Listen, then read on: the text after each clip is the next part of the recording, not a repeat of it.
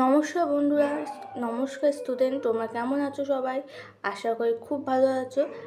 আরও ভালো থাকো। আগামী দিনে তোমাদের সবাইকে শুভেচ্ছা জানাই ভালো থাকা। চলো বন্ধুরা, আজ আমি তোমাদের কিছু ইম্পর্টেন্ট কোশ্চেন, আজ আমি তোমাদের একটু অন্যরকম কোশ্চেন, মানে শূন্যস্থান পূরণ করো।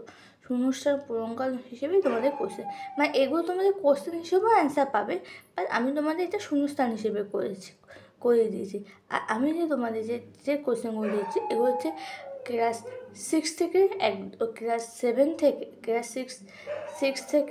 ক্লাস 6 থেকে একদম 12 পর্যন্ত যে হিস্ট্রিটা আছে তোমাদের চ্যাপ্টারগুলো, আমি চ্যাপ্টার ধরে ধরে তোমাদের শর্ট কোশ্চেনগুলো দিচ্ছি, ঠিক আছে? এবং তোমাদের এই কোশ্চেনগুলো কিন্তু একটু চাকরি পরীক্ষাতেও কাজে লাগবে, তা না যে চাকরি পরীক্ষায় কাজে লাগবে না, তা আমি বলিনি। কিন্তু এগুলো বেশি স্কুল লাইফে যে বইটা হিস্ট্রি, ওখান থেকে আমি তোমাদের বেছে বেছে শর্ট কোশ্চেন দিয়েছি ইম্পর্টেন্ট।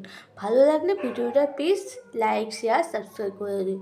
ওকে, তাই চলো বেশি কথা না বলে আমি কোশ্চেন শুরু করছি। দেখো, ফার্স্ট কোশ্চেন আছে, দেবপালের পর সিংহাসন বলেন তার বড় ছেলে কে? মহেন্দ্র পাল। এটা বসেন হবে, হ্যাঁ, আমি এটা বলেন রেখেছি। সিংহাসনে বসেন তার বড় ছেলে মহেন্দ্র পাল, ঠিক আছে? রামপেনের মৃত্যু কত বছরের মধ্যে বাংলা পাল রাজত্ব কার্যত শেষ হয়ে যায়? 50 বছরে। পাল শাসনে শতকের দ্বিতীয় ভাগে কৈবর্ত বৃদ্ধ শুরু হয়েছিল। 11 সন্ধ্যাকানন্দী কাব্যে কৈবর্ত বৃদ্ধ বিবরণ পাওয়া যায় রামচরিত। কৈবর্ত বৃদ্ধ একজনের নেতার নাম কি? ভীম। কৈবর্ত বৃদ্ধতে দমন করতে গিয়ে নিহত হন মহিপাল। দিব্য দখল করে গোপালকার রাজ্য হন তার বরেণ্য। পাল রাজা রামপালের রাজধানী ছিল রামাবতী নগর, ঠিক আছে? তারপর হচ্ছে সেন রাজাদের আদি বাসস্থান ছিল দক্ষিণ ভারতের কি কর্ণাটক অঞ্চলে। লাল অঞ্চলে নিজেদের অধিকার প্রতিষ্ঠা করেন সামন্ত তার দুই পুত্র হেমন্ত সেন।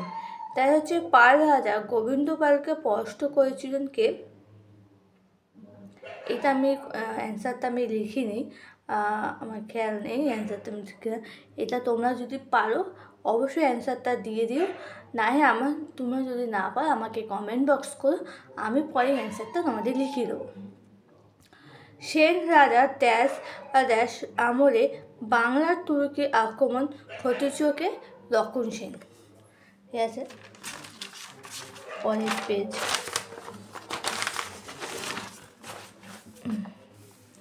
পরের পেজে কী আছে? প্রথম স্বাধীন রাষ্ট্রকৃত রাজা ছিলেন দন্থিদুর্গ। নদী ব্যবস্থাকে ঘিরে চোল রাজ্য গড়ে উঠেছিল কাবেরী। চোলদের রাজধানীর নাম ছিল তাঞ্জোর। চোল বংশের প্রতিষ্ঠা ছিলেন হচ্ছে বিজয় এবং দক্ষ নৌবাহিনী তৈরি করেন চোল রাজারা, মানে দক্ষ নৌবাহিনী তৈরি করেন চোল রাজা। তাই বন্ধুরা, আজকেই আমি তোমাদের এখানেই ভিডিও এন্ড করলাম। ভালো লাগলে ভিডিওটা প্লিজ লাইক, শেয়ার, সাবস্ক্রাইব করে দিও। আরও নতুন কন্টেন্ট পাওয়ার জন্য প্লিজ আমাকে এই চ্যানেলটা সাবস্ক্রাইব করে দেবো, তা আমি আরও তোমাদের ভিডিও দিতে সুবিধা হবে। আর বন্ধুদের সাথে প্লিজ শেয়ার করতে ভুলো না। তা আজকের মতোই রাখছি, বাই।